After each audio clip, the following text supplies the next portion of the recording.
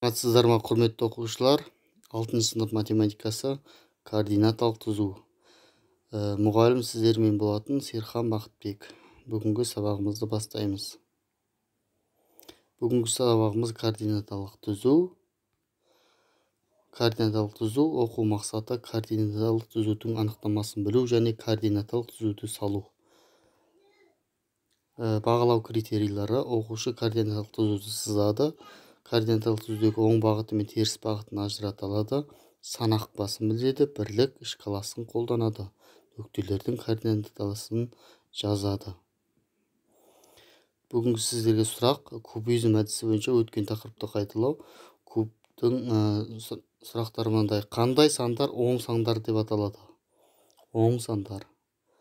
Яғни ол мысалға 3, 4, 5, 6, 7, 8 сол сияқты сандар, я.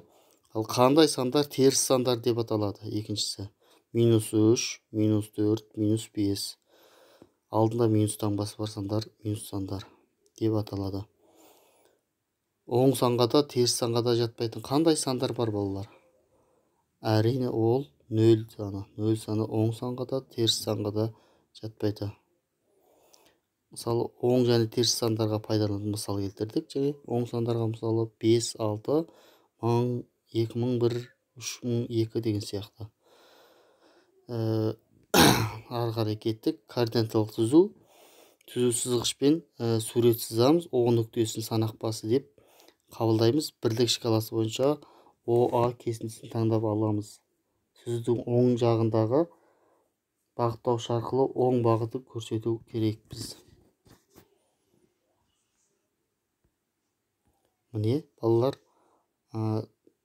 О нүктесін салдық. Санақ басы астынан 0 деп қоямыз. Енді А нүктесін таңдап алайық. Міне, сызылды балалар. Келесі оның аралығы, қарама-қарсы бағытталған екі сәулеге бөлеміз.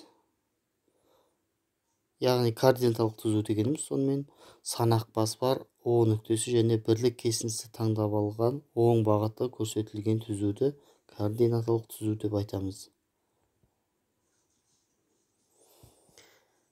Координаталық түзуге оң сандарды кескіндейік. Бірлік кесіндіге түзуді бөліп аламыз әуелі. Санақ басы О деп белгілейміз. Оң жағында біздер оң сандар орналасады. 1, 2, 3. Сол жағында теріс сандар орналасады. -1, -2, -3. Ары қарай санақ басы А нүктесі бірінші, В нүктесі 2 деген санда. Солай координаталық түзулерді латынның ағылшын бас әріпімен белгілеп отырамыз. Не көріп отырсыздар? Келесі домбыраны координаталық түзу бойына орналастырып, домбыраның тиегіне А, мойнына Б және құлағына С нүктелері бөлшектері сәйкес келеді. А, Б, С нүктелерінің координаталарын жазыңыз деген есеп болсын.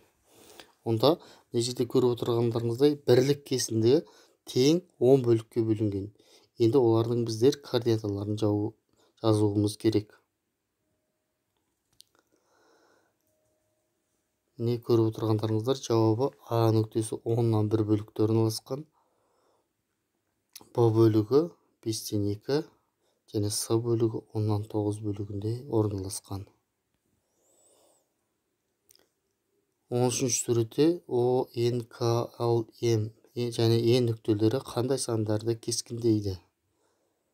О нүктесі бізде 0-ді кескіндейді. Е нүктесі бізде -5 және К нүктесі -3,7.